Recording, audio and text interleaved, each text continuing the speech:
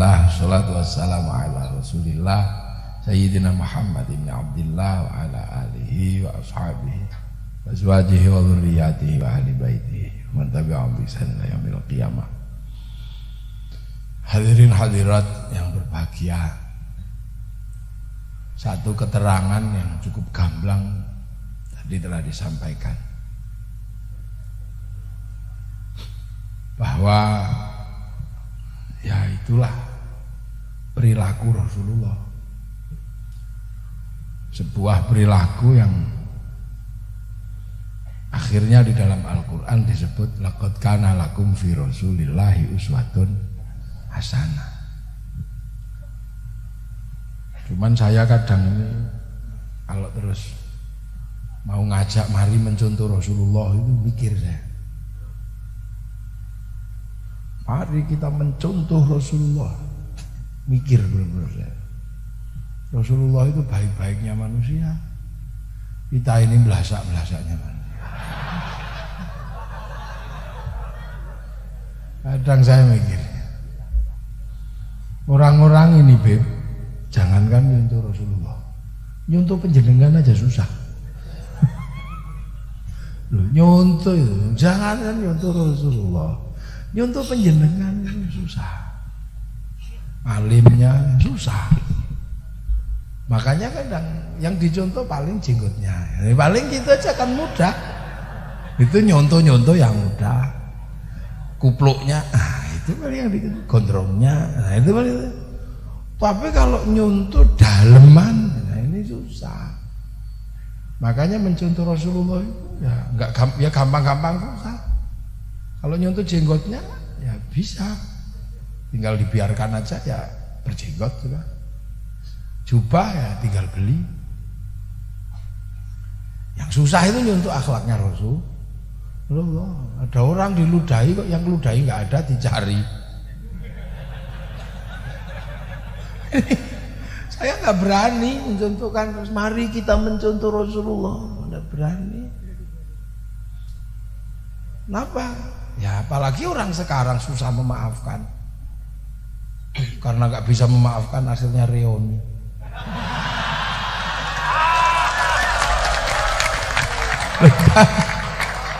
Itu kan karena nggak bisa memaafkan, mulai akhirnya reuni.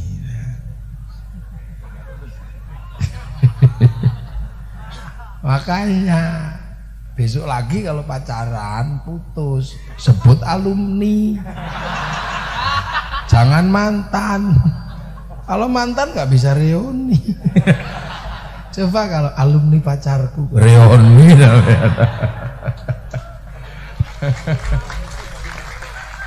Wah, mudah, memang nggak mudah. Nggak mudah memang. Kalau nyontoh ya gampang lah, nyontoh dohirnya, surahnya mudah. Jubah tinggal beli. Yang susah itu mencontoh Rasulullah. Rasul itu nggak pernah bohong. Terus tiba-tiba saya pidato sini, mari kita contoh Rasulullah, jangan bohong. Nggak tega saya. Lah kita ini nggak bohong sehari-sariawan. Bisa, itu baru. Rasul itu kan teladan. Rasul, gimana nyontohnya aja nggak berani, susah. Saya nggak kebayang Rasul itu kayak apa, nggak kebayang. Kalau ceritanya sih saya dapat ceritanya bahwa Rasul itu contoh, tapi saya nggak berani contoh. Ya. Karena Rasul ini dalam teori sosiologi, ya ini untuk membuktikan saya habis ngaji di tempat presiden. Bila bisa bilang sosiologi, antropologi.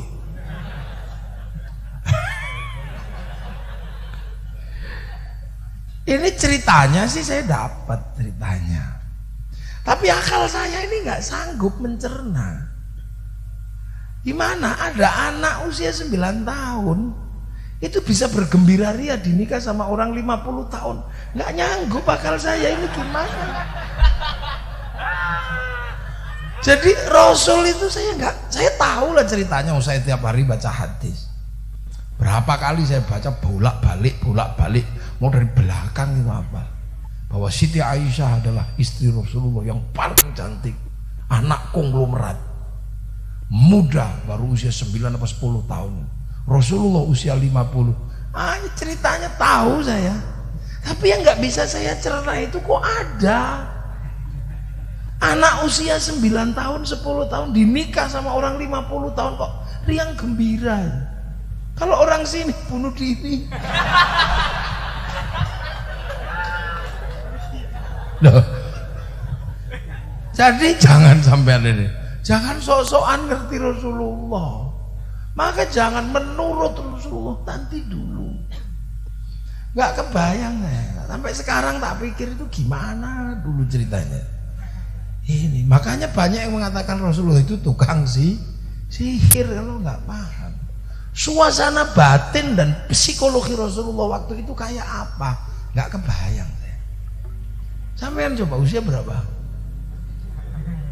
Berapa usianya? 18. Coba dapat suami umur 40 gitu.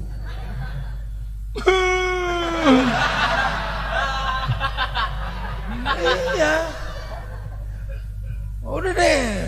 Nah ini itu contoh. Ceritanya kita dapat sampai, tapi kita nggak ngerti situasi psikologi apa waktu itu yang terjadi. Kok ada anak usia 9 tahun 10 tahun dinikah orang 50 kok riang gembira sambil joget itu, coba. Padahal dia bukan orang jelek, dia gadis tercantik di Makkah. Ya, dia adalah anak konglomerat. Bukan karena terbelit utang. Emang tarling. Udah kan gitu. Terus sampean bayangkan lagi. Ada Sayyidina Umar. Sayyidina Umar itu jangankan manusia. Setan itu dengar langkahnya Sayyidina Umar lari. Coba, itu kira-kira orangnya kayak apa seremnya? Nah, gak usah jauh-jauh. Orang seremnya kayak apa? Gimana? Digambarkan itu alisnya itu sambung gitu nomor. Gini, nggak pernah senyum. Kalau baca Quran menakutkan. Bismillahirrahmanirrahim.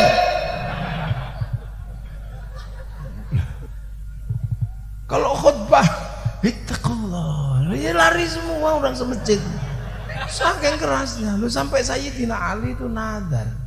Kalau orang kok keras begini, kalau mati ditanya Mungkar Nakir jawabnya apa gitu. Loh, makanya kuburan Sayyidina Umar setelah meninggal di kuping gitu. Itu denger itu, tapung keramat. Assalamualaikum. Salam. Siapa? Mungkar Nakir ya Umar. Ada apa? Ya nanya. Nanya apa? Ya marrobuka. Ya Allah. Nah ngapa lagi? Udah itu aja katanya kan.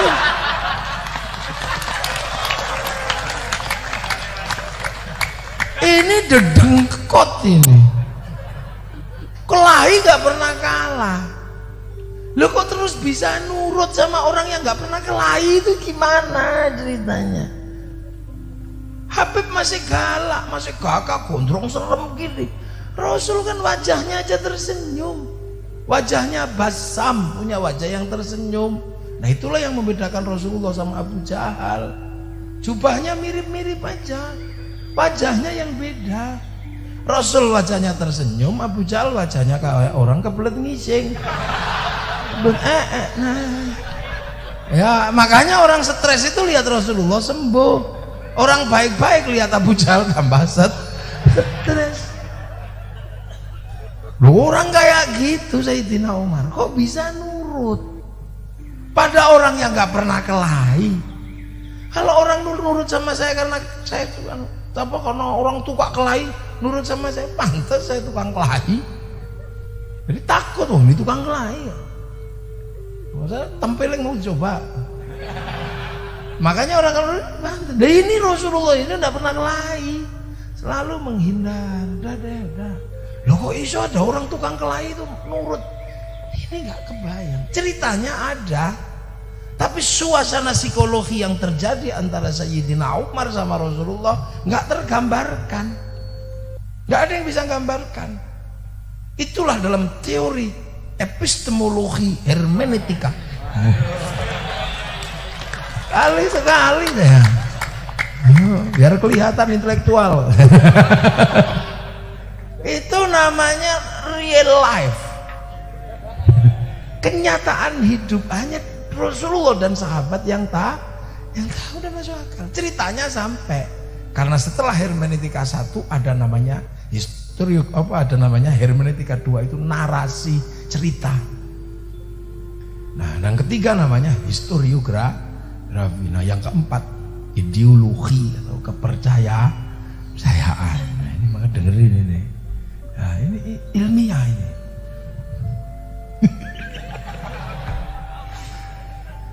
Ya, untuk nutup grogi ini.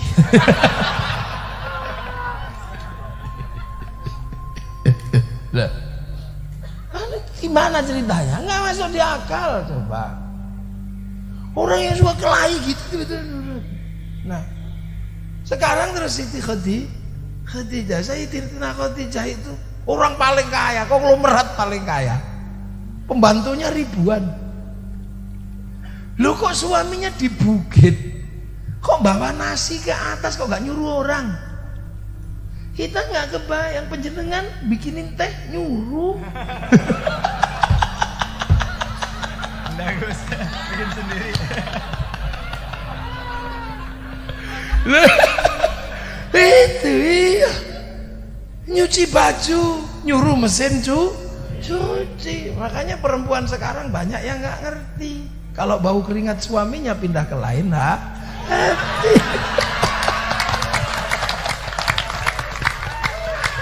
Ya karena nggak ada yang tahu, baunya nggak ada. Apa yang tahu baunya mesin cuci. Padahal laki-laki kalau pindah ke lain hati baunya beda. Beda dong. Beda. Itu rahasia saya. Rahasia saya sama Habib. Nggak ada tahu. Jangan kita kasih tahu ya. Iya, makanya dulu ada orang karena mencuci baju suaminya kaget dia. Rambut siapa ini kasih. Loh kan itu tahu. Sekarang mana orang tahu? Ada rambut, ada lipstik, nggak ada yang tahu. Makanya istri saya pinter. Saya selalu dikasih baju putih.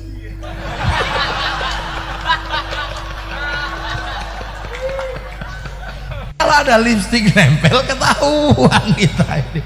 Istri saya jago kalau mengatur strategi itu. Jago. Iya. Bahkan ini. Nah, istri saya juga kirim laki-laki nganterin saya kemana-mana. Dan dia patuhnya sama istri saya, bukan sama saya. Ini direkam nih. Dia lihat di sana. Oh jago kalau udah urusan begitu, mengolah. Lah Siti Khadijah ini orang paling kaya, konglomerat. Bawa makanan sendiri naik ke atas gunung. Kok nggak nyuruh orang? Ini nggak bisa dinalar. Sayyidina Abu Bakar konglomerat paling kaya mau nuntun unta Rasulullah. Yang Rasulullah bukan orang kaya. Coba ayo gimana mereka? Ceritanya nyampe, tapi psikologinya apa kita nggak nyampe. Makanya Rasulullah ini dianggap tukang sihir. Dan inilah yang membuat sampai hari ini 100 tokoh dunia ditempati oleh Rasulullah. Karena perangkat sosial Rasulullah tidak memungkinkan untuk melakukan hal-hal yang tidak masuk akal. Bukan raja, bukan panglima perang, tapi mampu nyuruh 300 orang pergi menghadapi 3.000 orang. Apa itu bukan lu mau mati? Bukan gitu. 300 orang ngadepi 3.000 orang yang 4.000 di perjalanan. Lu kok mau berangkat gitu. Coba. Sementara sekarang hanya itu bersihin masjid nanti suruh bersihin masjid nanti itu perang 300 orang, perlengkapan seadanya, strategi seadanya, ngadepi pasukan 3.000 ribu. Berangkat, siap. Gitu. Kalau sekarang berangkat, ntar dulu beb. Ini gimana? Lah itu yang tidak bisa dibaca. Psikologi apa yang ada dalam diri Rasulullah. Makanya Islam ini menjadi sesuatu yang tidak masuk akal, tapi menjadi masuk akal. Enggak masuk akal. Sampeyan kalau belajar Islam, sampeyan tahu asyhadu alla ilaha illallah wa asyhadu anna muhammadar rasulullah. Saya bersaksi tidak ada Tuhan selain Allah, dan saya bersaksi Nabi Muhammad utusan Allah. Tidak ada Tuhan selain Allah. Kalau bilang begitu di Arab kan susah. Loh, Allah itu tidak kelihatan. Sementara ribuan tahun orang Arab itu punya patung yang kelihatan. Wong biasa punya Tuhan kelihatan, kok diajari Tuhan nggak kelihatan? Biasanya Tuhannya banyak, diajari Tuhan satu. Apa ndak konslet?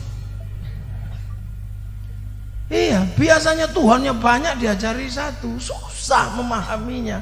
Seperti saya, biasa istri satu ditawari banyak, pusing juga saya. Nggak biasa.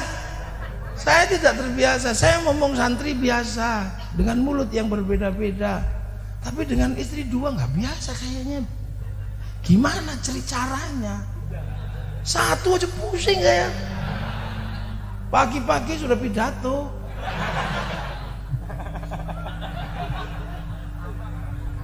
Iya. Nah itulah makanya waktu saya mau nikah, ingat betul.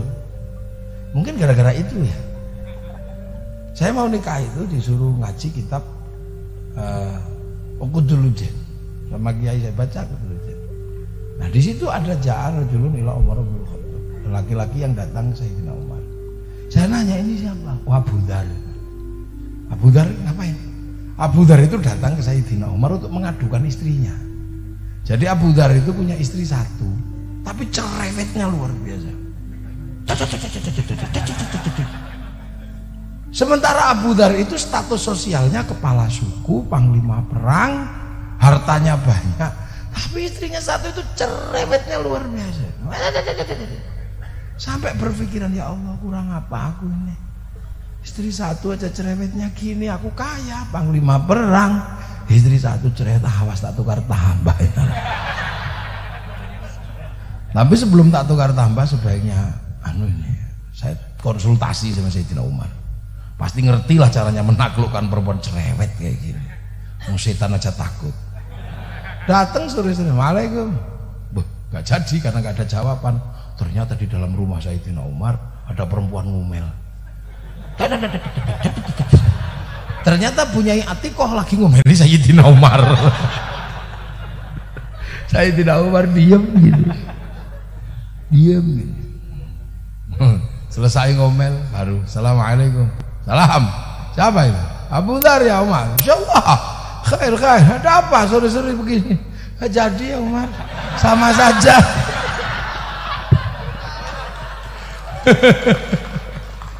Akhirnya apalah, disitulah maka kemudian Sayyidina Umar ditanya sama Abu Dhar, ya Abu Dhar apa? Ya Umar apa Abu Dhar?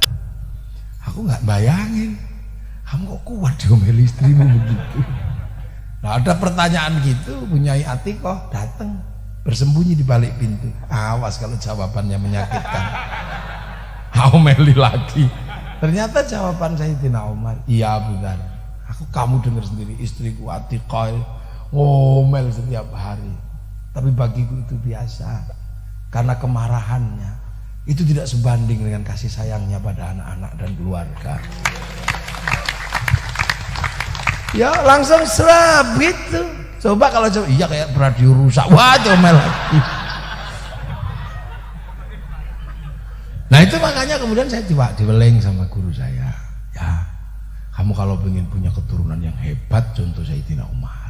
Loh gimana Kiai? Contoh yang apa? Jangan suka marahi perempuan gitu. Diemlah kalau perempuan ngomel. Walaupun kamu sanggup marah, tapi kalau perempuan sudah marah, diam. Maka perempuan akan reda dan tenang. Kalau perempuan hatinya tenang, gendong anak tenang. membelai anak dan tapi kalau perempuan emosi, jantungnya panas, dua payudaranya ikut panas, air susunya panas, diminum bayinya panas, maka dari dedek bisa menjadi bengek.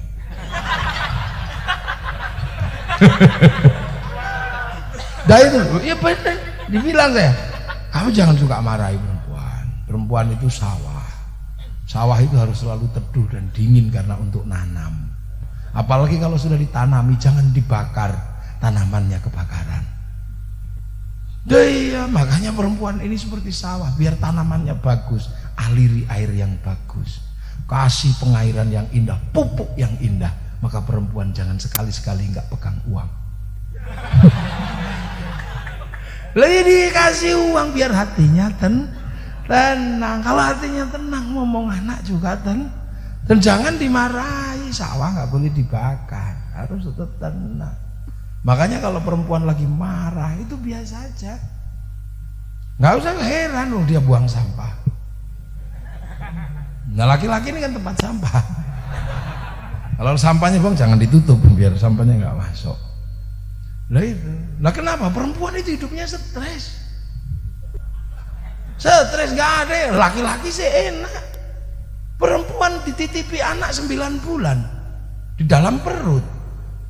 Kita beb titip anak habis itu pergi ngerokok kemana? Lah iya kan? Iya Pak Buntut ini enak. Perempuan nanggung 9 bulan, tengkurap gak enak, miring gak enak, ini loh, nungging gak enak, apa aja gak enak. Setelah itu bertarung mempersiapkan apa? Kelahiran.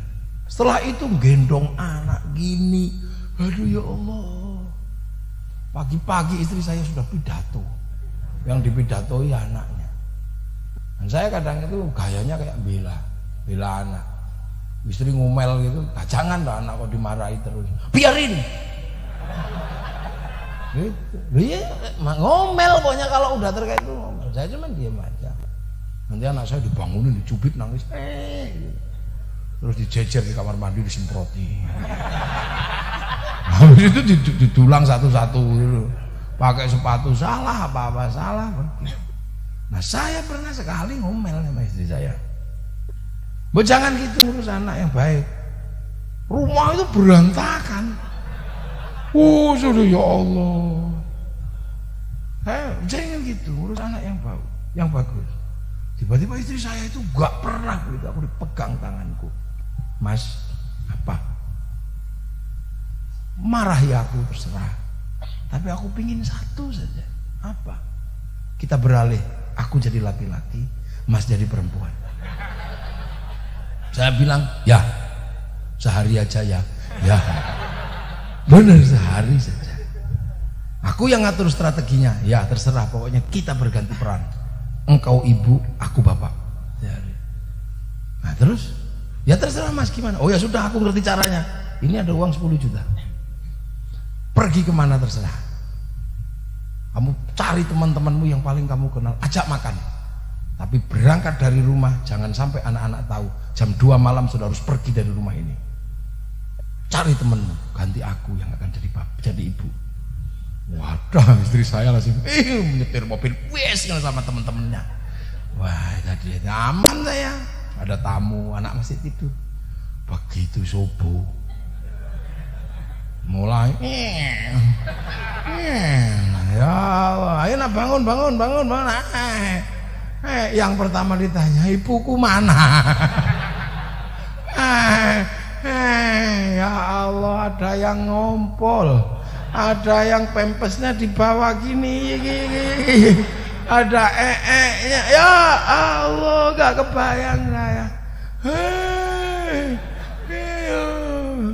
Wah, itu ke kamar mandi, dimandiin kenyepen, kedinginan. Waktu didulang kebesaran saya dulangnya, piringnya dilempar. Ya Allah, sudah, saya gak kebayang. Bis itu, ya Allah, dia ngompol, remote AC dibuang. Aduh, lipstik ibunya habis untuk ngecat tembok. Terus baju ditarik, ya Allah. Jam 10 udah mendekati menyerah saya. Kuat aku. Tapi kan harga diri.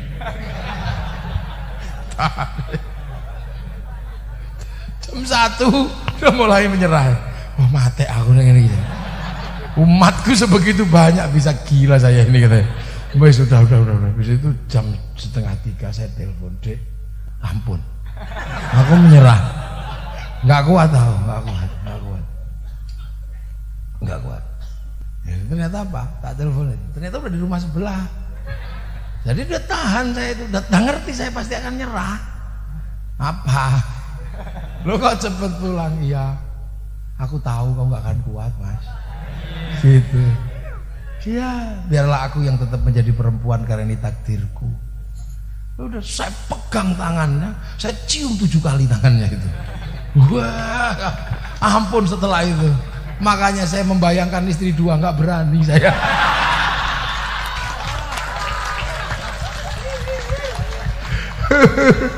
Begitu tadi Bapak Alwi menceritakan tentang banyak sini. Saya lihat sound system kayak lihat wajahnya.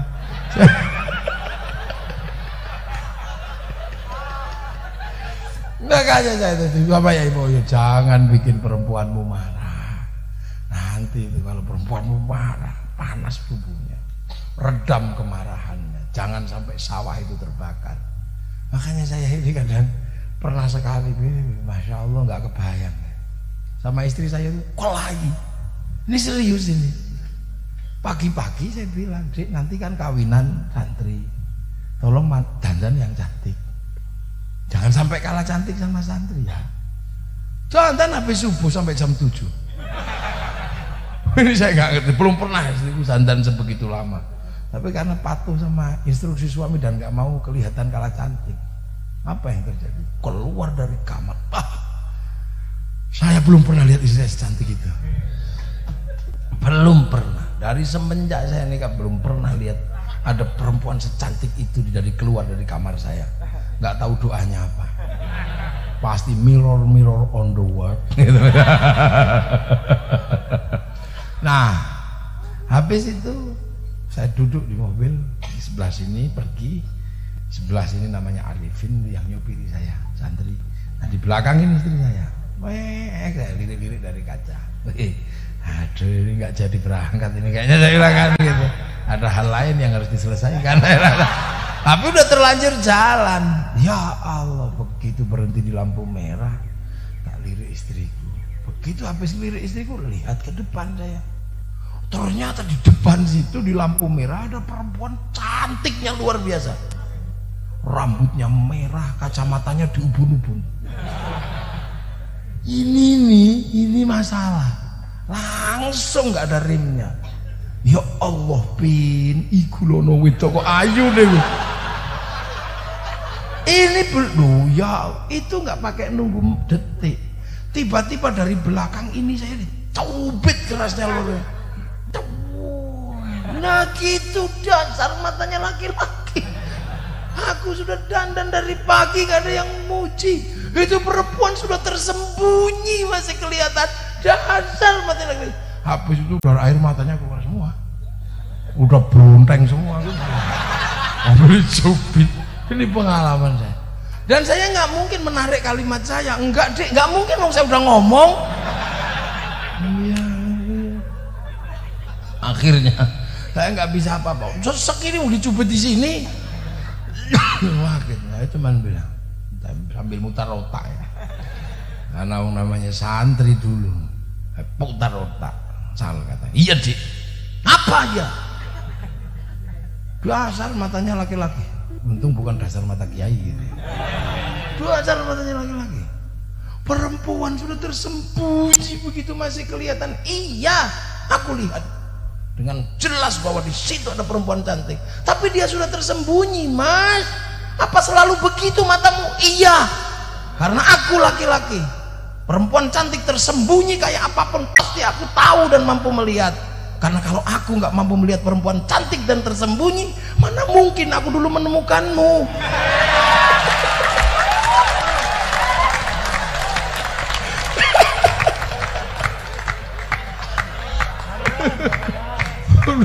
Langsung kendor. Enggak.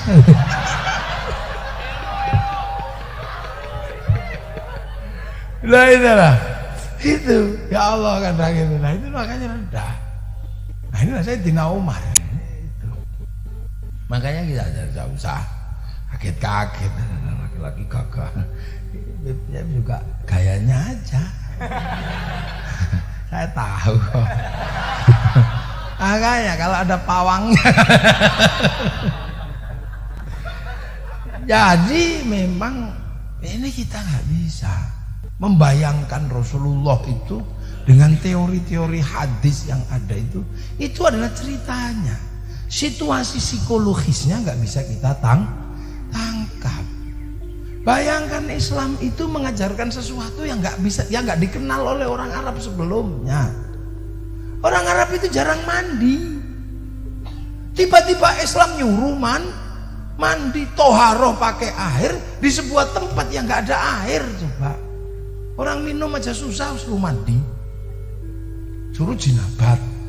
Padahal air aja susah, minum itu lo susah, malah disuruh buang air untuk mandi. Iya kalau orang sini jinabatnya sebulan sekali, orang sana semalam 8 kali. Karena makanannya kambing, sini kan terong.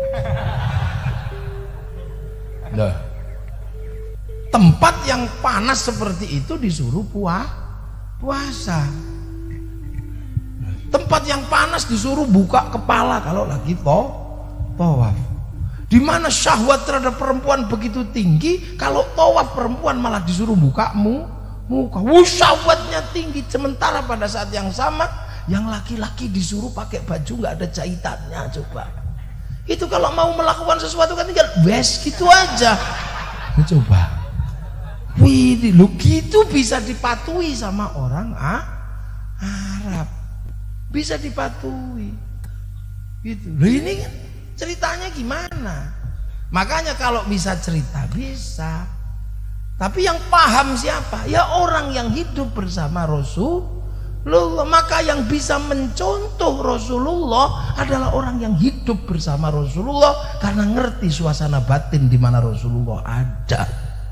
Kalau kita katanya, kalau kita kan cuman katanya, kita nggak pernah ketemu Rasulullah, ya cuman katanya. Bintang kecil di langit yang biru amat banyak menghias angkasa, nyanyi kita. Tapi di tempat yang sekolah tunanetra, bintang kecil di langit yang biru katanya. Ya kan nggak lihat sendiri mereka ada coba. Nah generasi kita ini sudah generasi katanya. Makanya jangan sok-sokan. Menurut Rasulullah, iya menurut Rasulullah kita tahu ceritanya, tapi nggak ngerti situasi psikologisnya. Bagaimana bisa seorang Sa'labah bin Abdurrahman diutus Rasulullah menembus kota Madinah? Begitu melihat perempuan telanjang tanpa sengaja, saking takutnya bersumpah tidak akan buka mata sampai mati. Terus sampean tak suruh nyontoh yang begitu. Wong ada gedeknya aja dipolongi.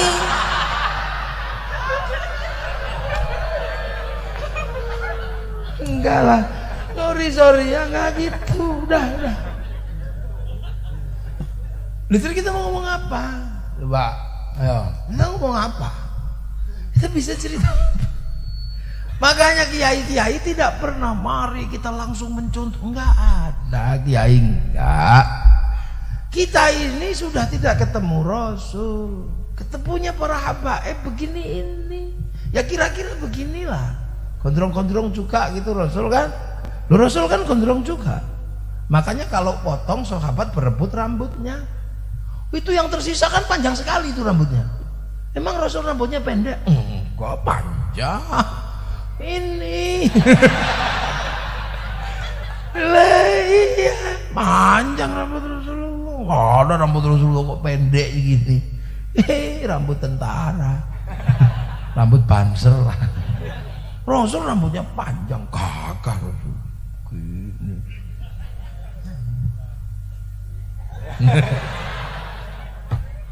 Katanya, nah makanya gitu katanya, makanya orang kalau masih memahami prinsip maulidir Rasulullah itu orang Makkah, lahir di Makkah, diperingati lahirnya karena ada di Makkah, orang akan tahu bahwa Rasul itu orang Makkah dan kita ini orang Indonesia. Tahu. Yang ketemu Rasulullah ya sahabat itu. Ya itu yang paling ngerti Rasulullah. Suruh tidur, ya udah tidur ya Rasul. Tidur, matilah. Sayyidina Ali. Itu yang nggak bisa kita cerita, yang kita bisa nilai psikologinya ceritanya ada. Loh makanya yang bisa nyontoh Rasul ya Rasulullah. Ya sahabat yang hidup bersama Rasulullah. Lah kalau kita sudah katanya. Makanya kalau kita mengatakan Rasulullah, kata siapa? Menurut siapa lo? Makanya ketika kita berbicara Rasulullah selalu ada kata an. Dari mana? Dari sini. Rasul ngapain? Rasul nyuruh. Nyuruh apa? Ya pokoknya nyuruh menurut ini. Ya tulis saja itu, tulis. Apa? Amarona Rasulullah sallallahu alaihi wasallam. Kata. Lalu apa? Gak boleh. Dari siapa? Dari sini. Udah. Nahana Rasulullah sallallahu alaihi wasallam. Nah ini bareng sama Rasul, tulis saja kunama Rasulullah sallallahu alaihi wasallam naf'alu. Nah ini apa? Lihat tok, roa itu Rasulullah sallallahu alaihi wasallam yaf'alu. Nah apa? Denger tok, sami itu kok. Oh lah. Makanya an. Nah kita ini sudah an yang keberapa?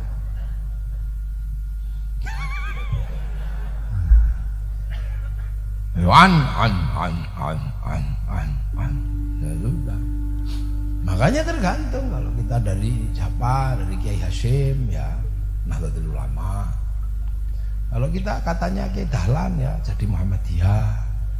Kalau katanya Habib Rizik ya jadi FPI. Kalau katanya Pak Sukino ya jadi MTA kan gitu aja. Kalau katanya Pak Amin Rais ya jadi PAN. Ini tergantung katanya, makanya.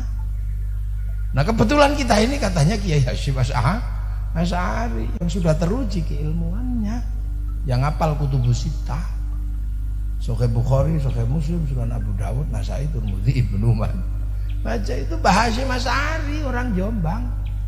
Di Indonesia ada satu lagi perempuan namanya Syekhah Fatimah Al-Falimbani, Palembang. Selebihnya ya paling hafal 2, hafal 3. Tapi suaranya banter ya. Ada yang hafalnya cuma 1, kullu bid'atin dhalalah. Tapi apa saja hadisnya itu aja. Iya. Kayak kunci Inggris. Problem kunci apa saja, kuncinya cuma itu aja. Nah, kenceng. Itu. Kullu bid'atin kullu. Nah kalau kita sih jawabnya enak, innamal a'malu binniyat. Lah itu. Lah makanya kalau yang menurut Kiai Hasyim ini ya kita bisa lihat, makanya orangnya enak, longgar, karena banyak ngerti. Nah kalau yang ini ngertinya cuma 1 aja, maka cepet mati. Lah kayak ibu-ibu dalam rumah tangga kalau ngertinya cuma masak gulai, itu gulai aja 2 bulan stroke. Loh kalau kiai ngerti apa-apa enak. Menurut ini oh begini, kamu kalau sholat gimana? Kentut ya sudah. Gak kepepet ya kepepet ya sudah, ikut Sayyidina, ikut Imam Malik. Tapi kalau kamu ikut Imam Malik jangan gelegean ya. Karena kalau Imam Malik itu batalkan wudu. Nah kalau Imam Syafi'i malah nggak apa-apa. Makanya kalau kita ngentutan ikut Imam Malik aja nggak apa-apa. Tapi kalau suka ikut Imam Syafi'i. Nah yang susah itu udah ngentutan juga gelegean, nah ya susah. Imam Samudra. Loh, Islam itu indah. Loh, ada yang mengatakan Rasulullah berjenggot. Ya ambil aja kalau kalian pengen berjenggot. Ya ambil, bagus. Saya pun bagus berjenggot karena mukanya memang muka pantas berjenggot. Yang gitu. Loh kan gitu. Sementara urusan jenggot Rasulullah menyebut kalimat Yahudi. Bukan urusan jenggot itu syariat, tapi karena harus menyelisihi orang Yahudi. Nah itu kan makanya itu kita menurut ini, oh ternyata menyelisih orang Yahudi, karena orang Yahudi itu suka nyukur jenggot. Nah itu terjadinya kapan? Ya ketika Rasulullah pindah ke Madinah. Sahabat pasar Madinah ini pasar terbesar di tanah Arab. Ketemu sama orang, ya Rasul, di pasar itu ada orang pipinya tembem begini, kumisnya 2, jenggotnya di sini, tapi barangnya bagus-bagus. Orang mana itu ya Rasul? Itu orang Cina. Utlubul ilma walau bis. Waktu di Mekah belum ketemu sama orang itu. Nah begitu di Madinah, besoknya lagi kita ketipu ya Rasul. Ketipu gimana? Ada pedagang licin kayak belut kecemplung oli. Ini tipu. Belum ditawar, katanya ada yang nawar 10 juta. Barang 10.000 dijual 100.000. Kita ketipu. Itu kira-kira siapa ya Rasul ya? Oh itu biasanya Yahudi yang suka begitu. Kalau kamu pengen tahu orang Yahudi tidak, ya lihat aja jenggotan apa enggak. Kalau enggak jenggotan melidit gitu, itu Yahudi. Rambutnya hitam walaupun tua, giginya juga utuh walaupun tua. Oh gitu ya Rasul. Nah kenapa? Itu dulu umatnya Nabi Musa. Nabi Musa mau dicabut nyawanya sama malaikat Israel. Malaikat Israel ditempelin, pewaknya, palanya pecah. Baca tafsir Ibnu Katsir ada, palanya pecah, tapi wong malaikat ya celing keluar utuh lagi. Kamu kalau sama orang itu hati-hati ya Israel. Kenapa ya Allah? Oh jangankan kamu, aku aja pernah ditantang dengan dia tentang ilmu habis. Oh enggak, masih ada, tak kasihkan Khidir, cari, gagal dia. Maka yang sopan kalau ketemu dia lagi, iya ya Allah. Datang malaikat, Assalamualaikum ya Musa. Apa minta tempelin lagi? Enggak, nyawamu sudah expired. Oh yang bener dong. Besok lagi bilang, coba cabut. Udah, malaikat yang lain yang bilangin, rambutmu sudah putih, gigimu sudah rontok, terus jenggotmu udah semrawut kayak gitu. Itu tandanya udah expired, udah waktunya.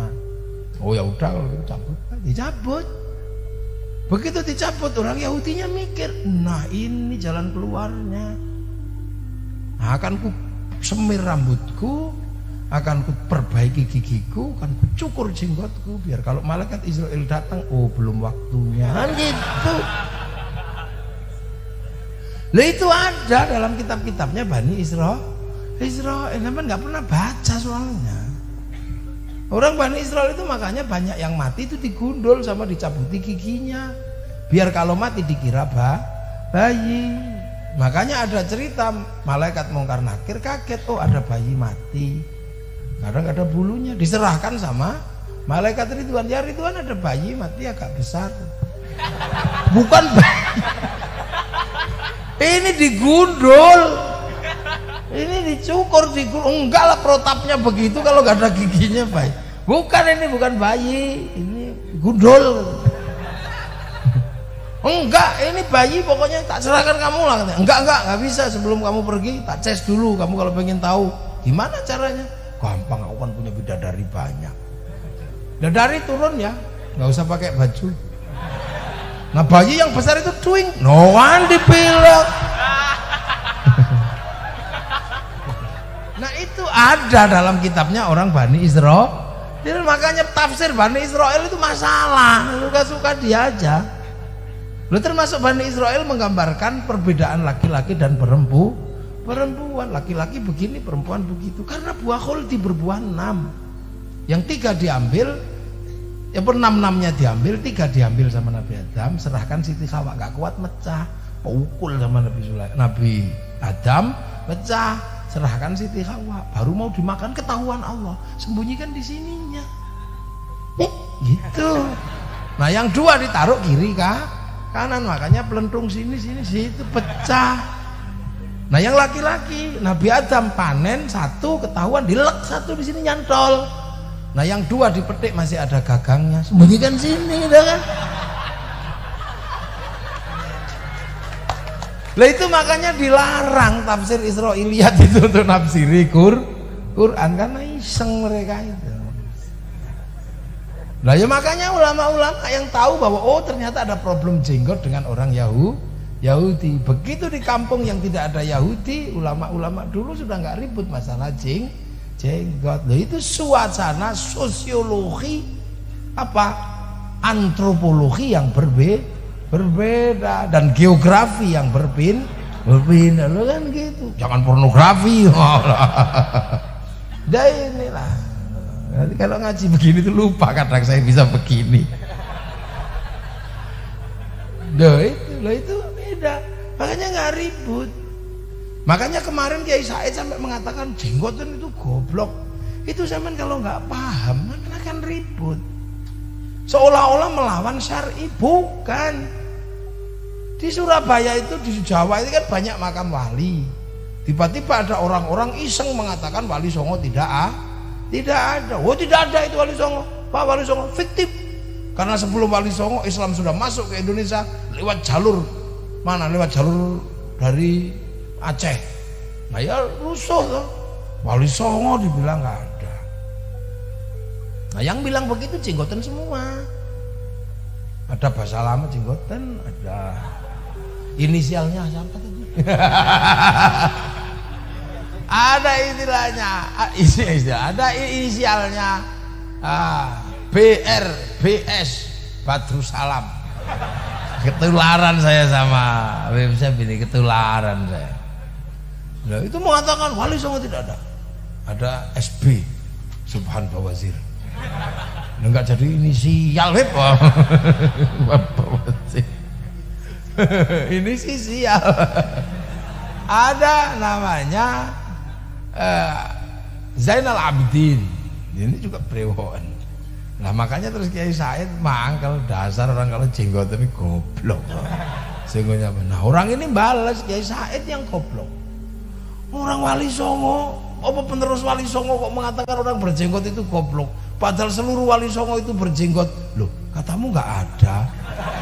Kok sekarang jadi berjenggot? Nah inilah. Bisa, makanya kita ini jadi orang. Kita ini sesuai pangkatnya masing-masing, mengikuti Rasulullah dengan gayanya masing-masing. Ada gaya pengikut namanya sahabat. Makanya ada tingkatan namanya ahli sunnah wal jamaah. Ahli sunnah itu tetap tingkatannya beda-beda wal jamaahnya. Wal jamaah pertama sahabat, wal jamaah berikutnya apa? Tabi'in, wal jamaah berikutnya tabi'at tabi'in, jamaah berikutnya tabi'at tabi'at. Yang kita ini wal jamaahnya siapa? Wal jamaahnya ulama. Wong kita ini ketemunya sama ulama. Kalau kita ketemu Rasulullah namanya sahabat. Sahabat itu apapun bentuknya sahabat. Mau pinter, mau bodoh, mau apa ya sahabat. Tapi kita ini ketemunya ulama, bahwa kita ini yang kita hadapi, kita ketemu di generasinya ulama yang disebut oleh Rasulullah warasatul anbiya. Lah namanya pewaris kan harus punya sertifikat, itu aja kan. Dari siapa? Oh dari guru saya. Gurumu dari mana? Dari Kiai Hasyim. Kiai Hasyim dari mana? Dari Kiai Asy'ari. Kiai Asy'ari dari mana? Dari Kiai Khairan. Kiai Khairan dari mana? Dari Kiai Abdul Wahid. Dari mana? Ya Abdul Halim. Dari mana? Itu dari Yai Sufyan. Dari mana itu dapatnya? Dari Yai Jabar. Dari mana? Dari Yai Abdurrahman Sambu. Dari mana? Ya Abdul Halim. Dari mana dapatnya? Dari Sunan Geseng. Dari mana? Dari Sunan Kalijaga. Dapat dari mana? Sunan Bonang. Dari mana? Dari Sunan Ampel. Dari mana? Babrohim Asmorokondi. Dari mana? Syed Jumatil Kubro. Dari mana? Syed Muhammad. Dari mana? Syed Ahmad Jalaluddin. Dari mana Syed Abdul Malik yang menurunkan Klat Azmat An ini? Mau dibantah? No. Klan beliau ini dari Syed Abdul Malik.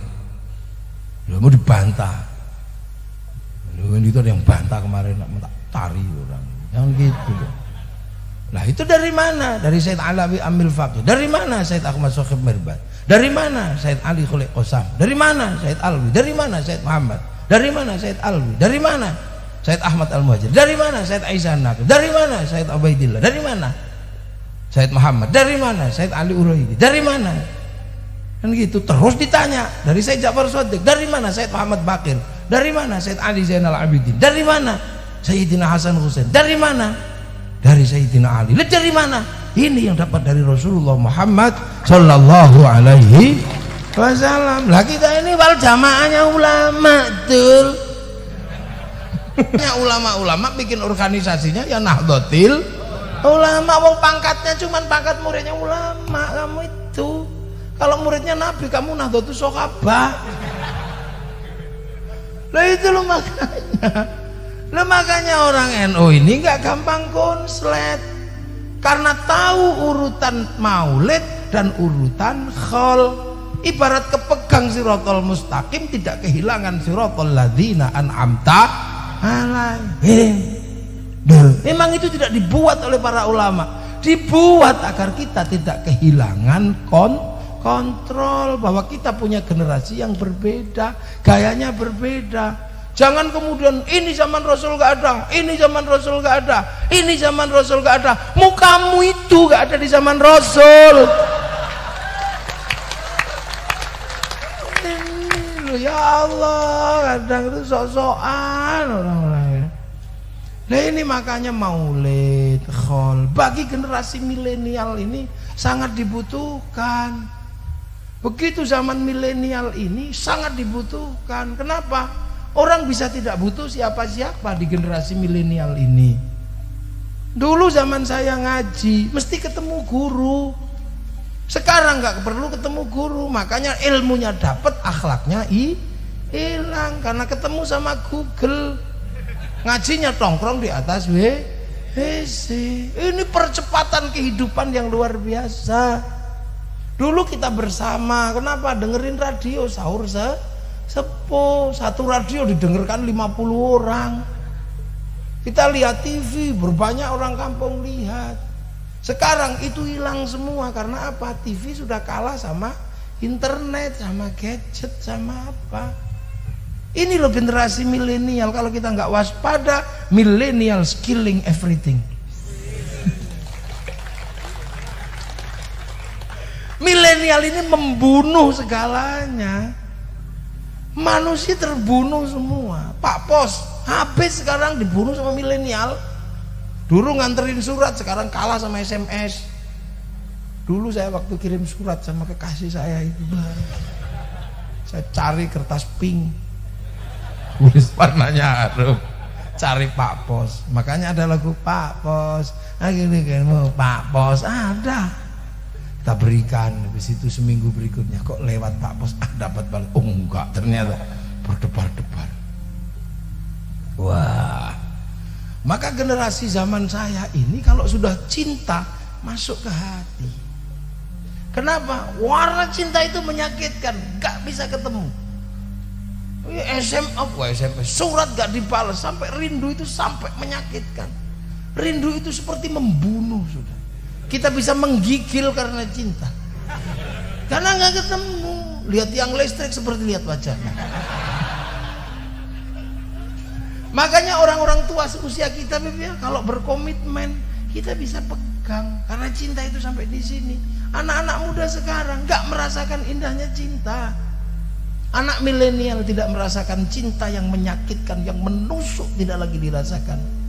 Karena cinta begitu mudah dikeluarkan. Begitu rindu langsung kirim wajah kita, pet. Langsung bawanya peke.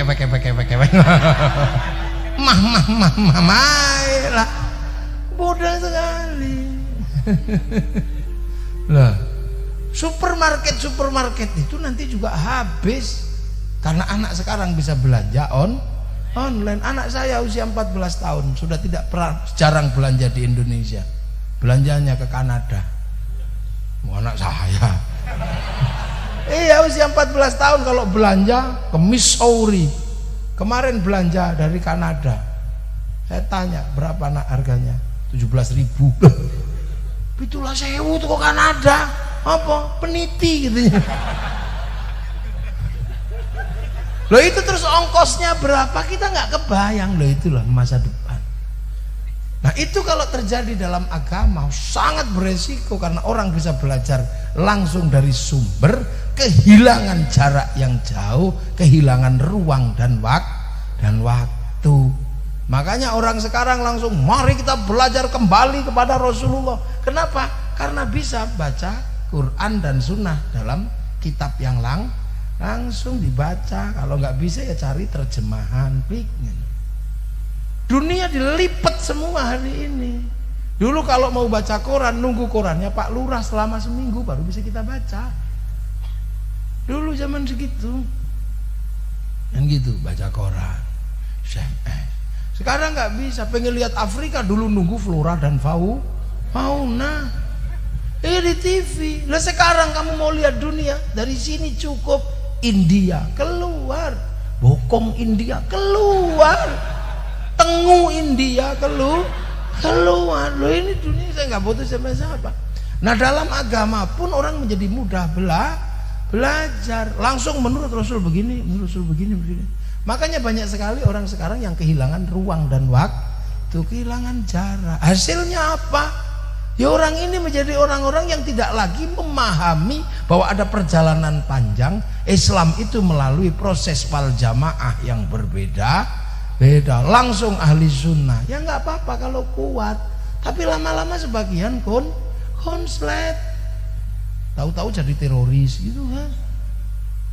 Ya, makanya dulu para ulama bangun dibikin khol, akhirnya ziarah kubur guru. Hasilnya apa? Mencintai tanah di mana gurunya bersemayam. Pada saat itulah tumbuh namanya cinta terhadap tanah air. Itu mekanismenya. Kita ini puluhan bangsa yang berbeda-beda. Maka semuanya dibikin bagaimana bersatu. Makan tumpeng biar bersatu.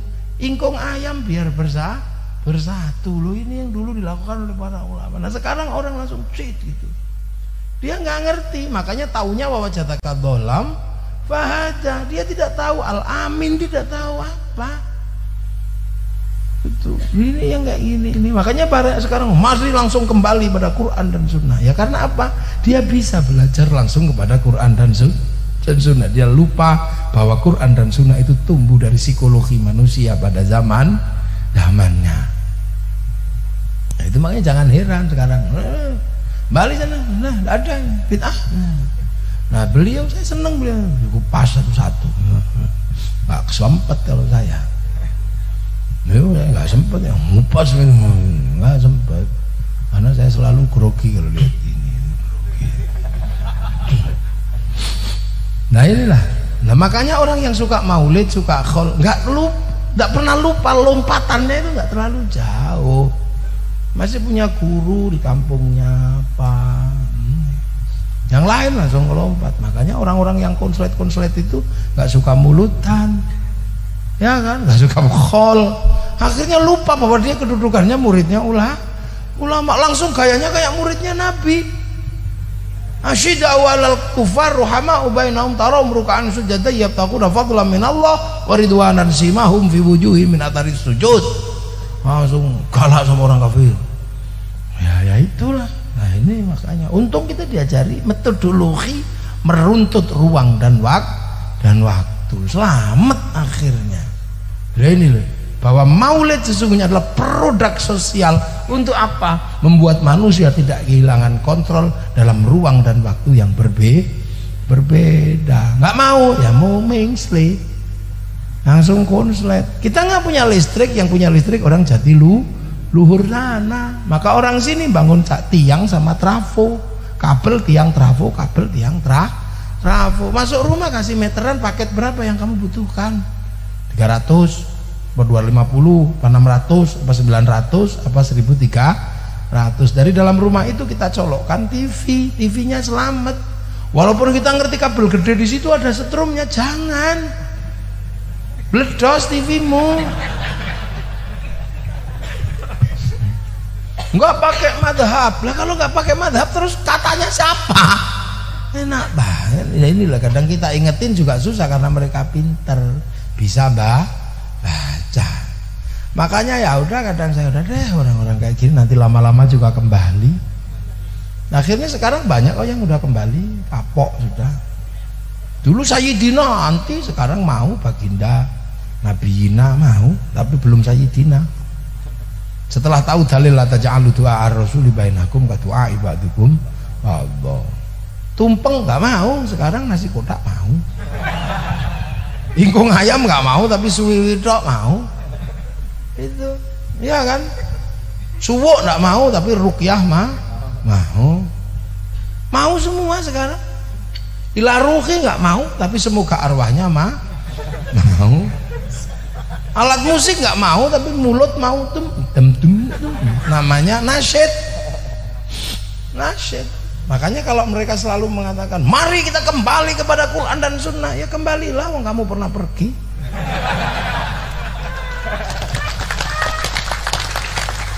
Lagu ini belum pernah kemana-mana, kok kamu ajak pergi. Aku masih seperti yang dulu. Nah kan itu loh, makanya kalau kita ini muridnya ulama punya strategi berbeda. Ya gitu, strateginya berbeda. Maka awal jamaah kalau di tingkatan ulama ya ada tambahan-tambahan. Sholat ya pakai pujian. Kenapa? Karena awal jamaahnya masih di sawah. Rabbana ya Rabbana, sambil ngantuk. Habis itu sholat, karena kita awal jamaah Indonesia jaraknya jauh, sinyalnya kan kadang datang kadang enggak. Allahu Akbar. Sinyalnya enggak utuh, ada bakso lewat hilang sinyalnya. Oh bakso. Ada yang kentut sinyalnya hilang. Apalagi kayak saya sinyalnya mesti hilang bolak-balik. Allahu Akbar. Waduh, nanti masih ngaji lagi. Duh. Makanya apal jamaah kita habis sholat apa? Ya ditambal, wong bocor semua. Pakai ada yang protes, zikir kok begitu? Rasulullah dan sahabat kalau zikir diem. Ya Rasulullah sama sahabat ditetring sama Rasulullah.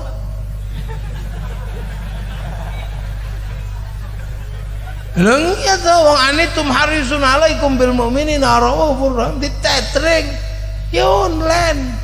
Nah kita program nggak punya, data habis karena nggak pernah download. Nah kalau Rasulullah download program kenabiannya 15 tahun naik turun gua Hira, maka bisa kita akses. Coba Syekh Abdul Qadir Al-Jilani ngakses programnya, downloadnya 25 tahun di Padang Pasir. Itu di-download di sana. Kan gitu. Sunan Kalijaga downloadnya berapa? 3 tahun. La haula wala quwata illa billah. Kita kalau diajak download langsung listriknya mati. Ya Allah, ya Allah, ya Allah, ya Allah, ya Allah. Gimana kita punya kuota? Gak punya kita kuota. Ya Allah, ya Allah, ya Allah, ya Allah, ya Allah, ya Allah, lama sekali ya Allah. Makanya kita nggak pernah punya paket data, kita nggak pernah download, kan gitu. Makanya suka cari wifi gratisan. Deh ya, ada kiai datang, barokah, murah gitu lah ya, itu wifi gratisan. Iya, sukanya ngakses program orang. Ila hadrati Syekh Abdul Qadir Al-Jilani itu kan .co.id. Lah itu makanya jangan sok-sokan, orang nggak punya paket data kok diem begini. Yang netring siapa? Ya tidur. Nah inilah maka wal jamaah kita ini coraknya adalah corak yang sangat indah. Puasanya beda. Kalau di Arab sana kalau puasa keluar rumah lihat batu khusyuk. Di sini keluar rumah lihat jambu, lihat belimbing, daripada nggak khusyuk tidur aja deh kamu. Dalilnya apa ya? Naumuso imin ibadatun. Ya sudah, tidurnya orang puasa itu ibadah. Nah, begitu tidur terus kiainya sepi, cari pasar beli mercon. Nah makanya kalau ada orang merconan nggak usah dimarahi, karena itu perangkat ahli sunnah wal jamaah. Itu kan sama lah, inilah. Yang kayak gini jangan dilupakan. Haji mana? Ya ke alun-alun Kerawang. Nanti ngantrinya lama pakai kain ihram. Lah baik Allahumma khajan, kabarnya triplek. Itu wal jamaah Indonesia. Nah seperti malam ini sholawatan untuk apa? Agar kita dikenalkan oleh ulama kepada Rasul. Itu jarak yang sangat panjang ini. Makanya ada yang Kanjeng Nabi Muhammad lahir di Mekah dina ni Senin 12 Mulud tahun gajah. Ada yang marhaban ya nurul aini marhaban marhaban. Yang muda wassalamun samirun lakini ada jandan. Santri muda yang tua ya, halo ya Nabi assalam alaika. Wal jamaah tua, wal jamaah Sunda ya Rasulullah salam assalamun alaik eslilin majid. Wal jamaah dangdutan ya itu apa lupa. Ya Rasulullah salamun alaik dedeng ya Rabbi asya niwa atfatain.